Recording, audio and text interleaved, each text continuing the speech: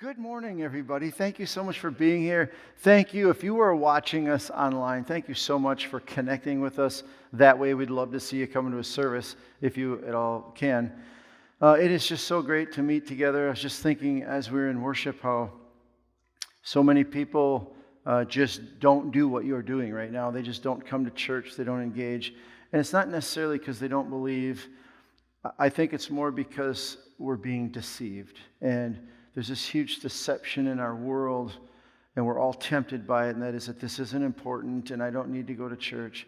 But it's a deception. This is so vital to our lives and our connection with each other and our God. So again, I really mean this as a church. Thank you so much for being here. As you can tell, we are on this series. I think this is week 3. Would you rather? I am too old to ever have played this game, but younger people have tried to get me to do this, play this game. Would you rather? No, I don't want to do either one. Do you rather eat poop or boogers? No, I don't want to play this game, okay?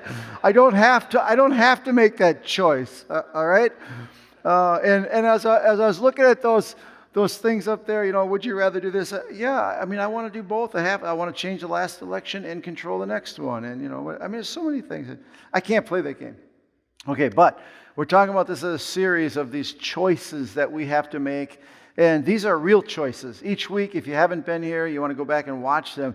Each week is a real choice that you and I will make, knowing or unknowing, in our lives, and one choice is so much better than the other one, but it's not always obvious. And if you've been around, you kind of caught on to that. This week, we're really talking about this choice right here. Hey, would you rather live in comfort or conflict? Would you rather be in comfort or would you rather be in conflict? Well, duh. We all want comfort, right? Kind of that's what we live for. That's why we work so hard. That's why we plan for retirement, right? We want comfort. Nobody likes conflict. Not nobody, but most of us do not like conflict. As a matter of fact, we don't like conflict so much we avoid it at all costs. Some of us will not go to family functions this fall for Thanksgiving and Christmas. We won't. Why? Because we'd rather just stay in comfort. We just want to avoid conflict. It's more comfortable. I don't want to be in conflict. I don't want to see that person. And I don't want to see them so much. It's just so uncomfortable. It just takes so much work. It's so much effort. And I'm just dreading it so much. I'm going to avoid it to just stay at peace with myself when we don't want to do that. We just avoid conflict at all costs. We don't like it. It's hard. It's work. It's effort. Sometimes we don't like conflict so much we quit our job because of some meathead that's working next to us, or somebody I got to deal with at work. It's that lady. I can't stand her anymore. And we avoid conflict so much we've quit our jobs.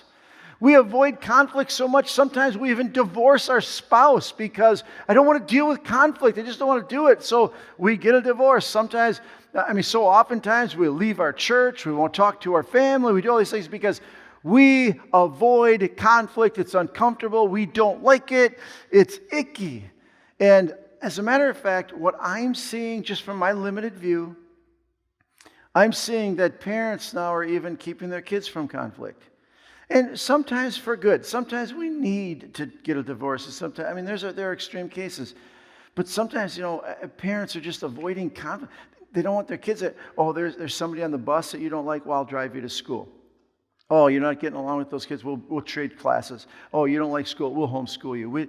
And like I said, not all the time is that bad, but generally speaking, we want to avoid conflict so much, we will go to extremes to avoid conflict, won't we? We do. It's just part of our nature. It's what we want to do. We'd rather live in comfort than conflict. But here's the deal. Here's the truth. Here's the fact of the matter, and that is this. Meaningful growth requires challenge and stress. Did you hear that? Meaningful growth requires these challenges, this stress, this conflict in our life. Now, we can grow without stress or conflict.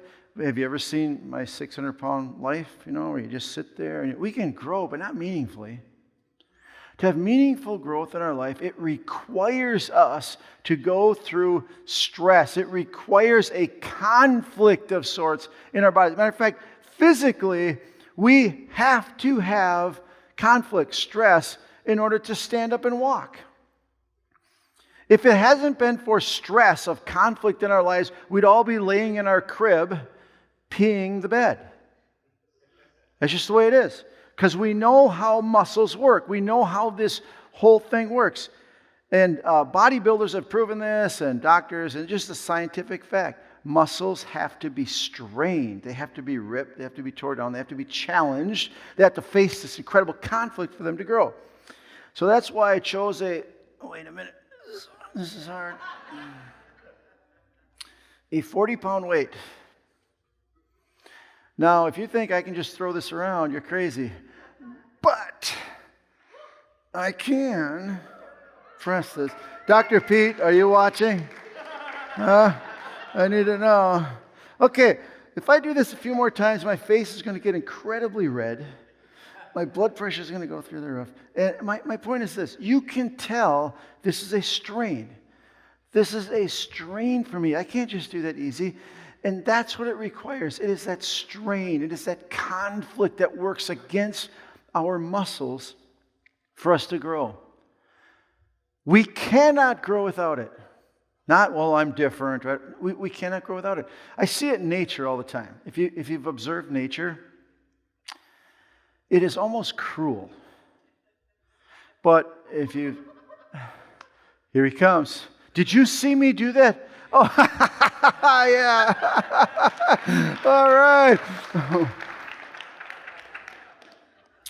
He was waiting for a heart attack. So in nature, in the spring of the year, it's not hunting season, but if you're out there a lot, you can see how migrating animals like caribou, when they have their young, they can barely walk, but they are pushed, stress, this conflict that the mother caribou does to push them and to climb hills, to cross rivers. And it's almost cruel to watch how they do. But if they don't stretch, if they don't push, if they don't put this conflict in front of them, they will die. Same with elk. When the young elk are born, they are pushed. There's just an incredible conflict they are forced into. Why? So that they can live. It's part of nature for us to live. I remember I was very young and watching a documentary about birds that are in a shell, in an egg. And for them to come out, and they work so hard and they stress, it almost kills them to come out of that shell. But if they didn't work that hard, if somebody came along and opened that shell for it, we'll make it easy for it. We'll avoid conflict. That bird would die. It needs that stress in order to live, in order to grow. Meaningful growth in our lives requires stress. It requires this kind of conflict. And the Bible tells us this, Proverbs, a lot of wisdom in there about all kinds of things. It says, iron sharpens iron, so one man sharpens another. Conflict, stress with other people. And the idea is like a knife on a steel. If you've ever sharpened the knife, you know that when you rub that blade against that steel, there are just little tiny grooves in here that actually, this is stress. This is conflict at its highest. And as these rub together, it is actually taking pieces, just micro pieces of steel off this edge, off this blade. As it's grinding together, what it's doing is sharpening the blade. It is sharpening it. And this process, this principle, has to do with every part of our life. It is physical. We need that physical stress, the challenge in our life to grow. It is mentally. If you want to learn more, so it is this conflict, it is this stress, it is this challenge of learning and memorizing, and again, it's also relational. It's our character. It's how we grow as mature and how we mature as adults and how we grow, especially in relationships, is through conflict. If we run from conflict, we will never grow. We have to have conflict. It is vital for our existence, if you want to mature and grow, that we have to have conflict, especially in relationships. The conflict that we want to avoid the most, we require it the most in relationships. There are two ways you and I grow through conflict in relationships. And before I go on, I just want you to stop for a minute and pick those out. What relationship conflicts do you have in your life right now? Or are you avoiding? Again, some relationships we shouldn't. They're very, very toxic. I'm not talking, and we're not going to even go into that, just hopefully you would assume. I'm not talking about toxic relationships. I'm talking about uncomfortable, you don't get along with that person, they take you off. These things that conflict in relationships cause you and I to grow in two ways. And the first one is this. Conflict in relationships causes you and I to be aware of and identify the character flaws that we have. Okay, your neighbor has. You don't have any. Conflict in relationship reveals our own character flaws. We all have them, but we are usually unaware of them. Pride leads to conflict. But listen, those who take advice, they're wise. You see, our flawed nature, our sinful nature has problems. And pride leads to conflict. Anger leads to conflict. Arrogance leads to conflict. These flawed characteristics that we have lead to conflict in our lives. We don't see them. We think we're fine. But then why is there conflict? Why are we having conflict? There was a man I knew one time. He actually did not talk to anybody in his family, his brothers or sisters. He didn't talk to his own children. He didn't talk to any relatives. He had no more friends because they all had problems. Hello? Where's the common denominator here? You've been divorced 4 times? I'm just saying. You left 5 churches? Maybe. You went through 8 jobs? Is there a common denominator in these things? Because our pride, our arrogance, our selfishness, our bad flaws that we have cause conflict. Conflicts in our life. Am I the one causing it? It reveals these issues in our life.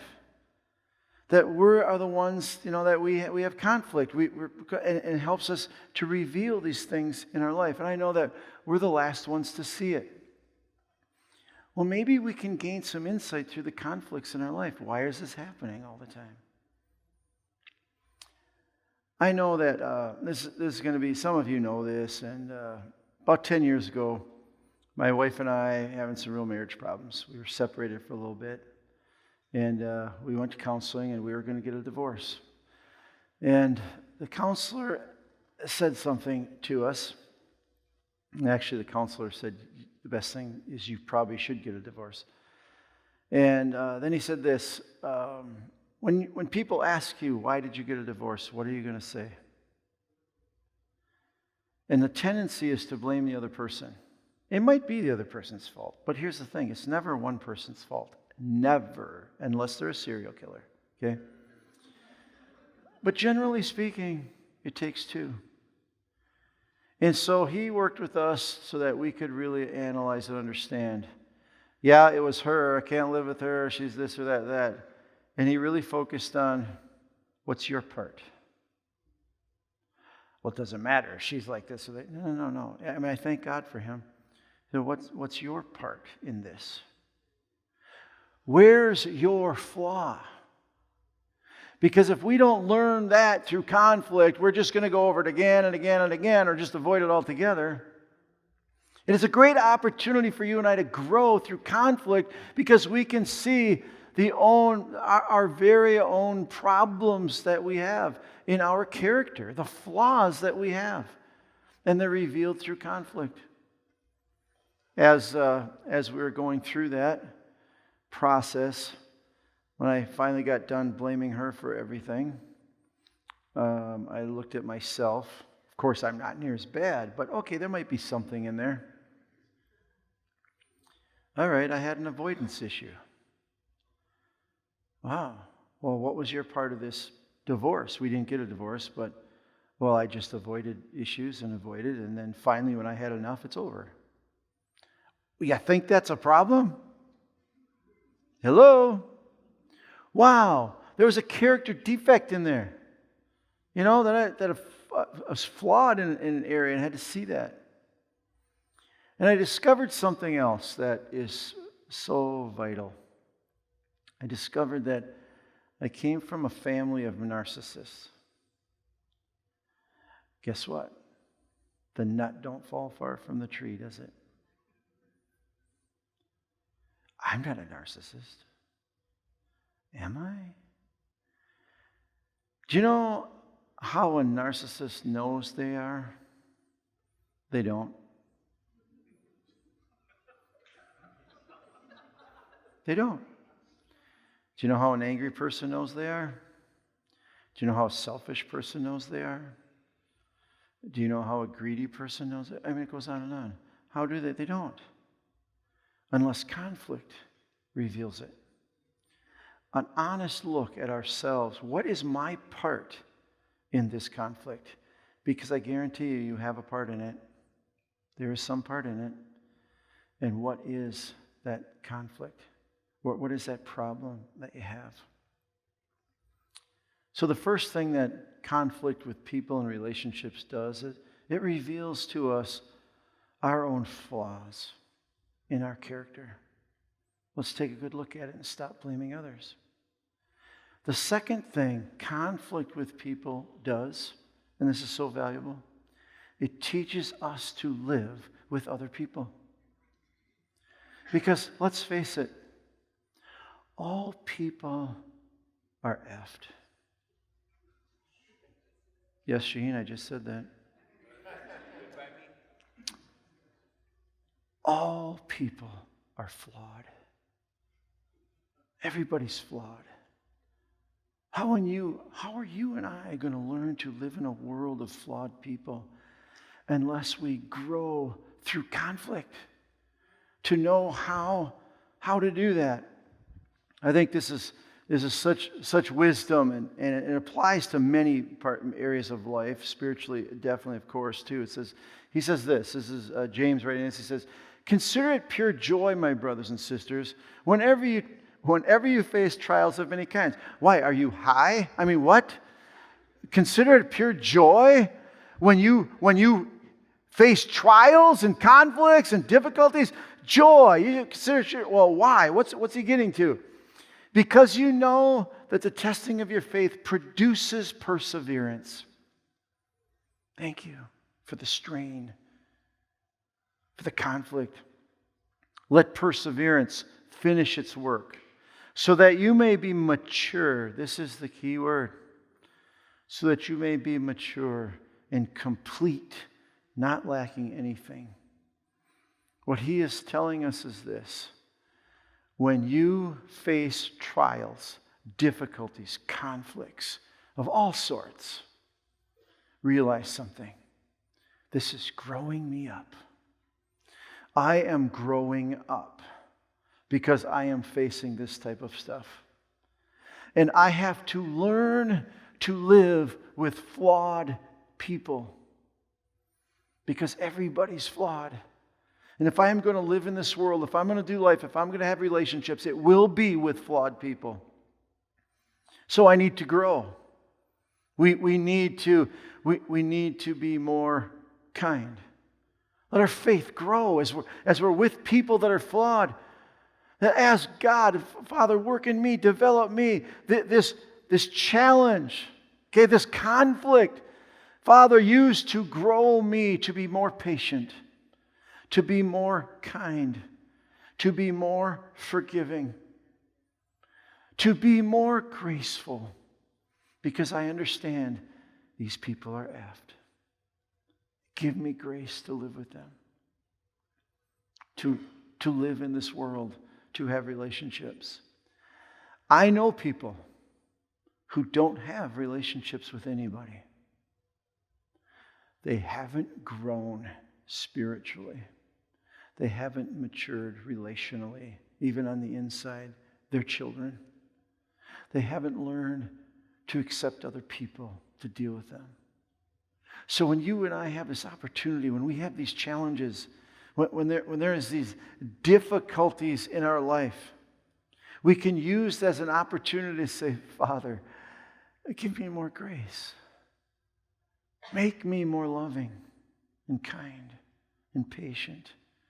Help me to encourage.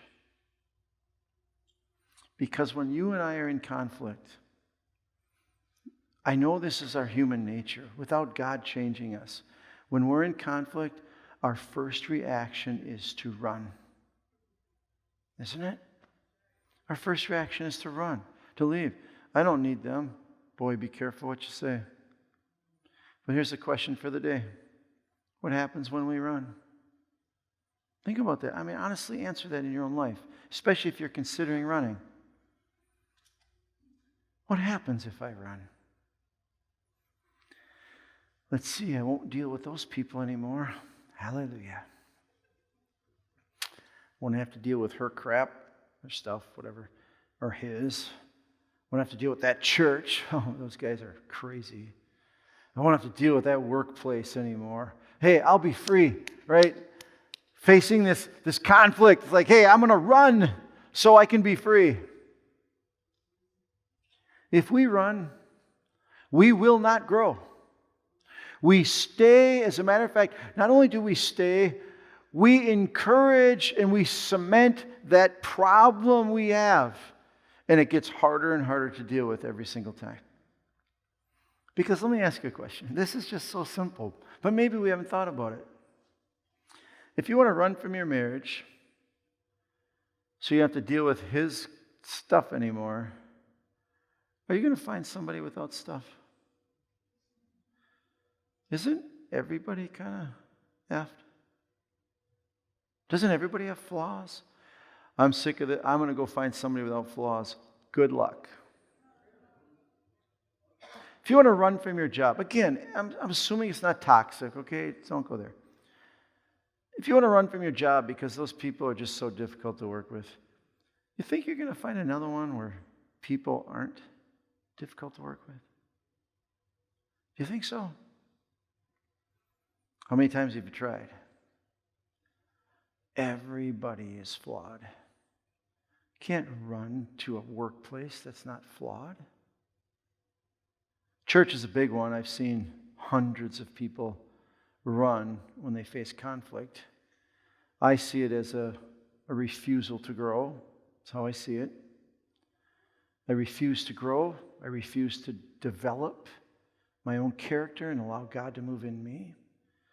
So I'm going to leave this flawed church and go find one that isn't. That was supposed to be funny. You think you're going to find a church that isn't flawed? I know where there's one. It's in heaven. But this side of heaven, there isn't such a thing. You and I need to embrace conflict so it will reveal the character flaws that we have. And we need to embrace conflict so that we can grow and mature and love and be patient with people who are flawed. And sometimes the level of conflict is so hard. But just remember this. Often, it's our deepest struggles that empower us to grow into our greatest self. Yeah, you can take a picture of that. People who workout, muscle builders, it is the greatest weights that they lift that bring them the greatest results that they're looking for.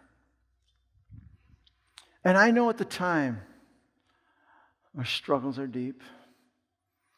We feel picked on. We feel nobody cares. We feel we're the victim. I get it. And maybe we are.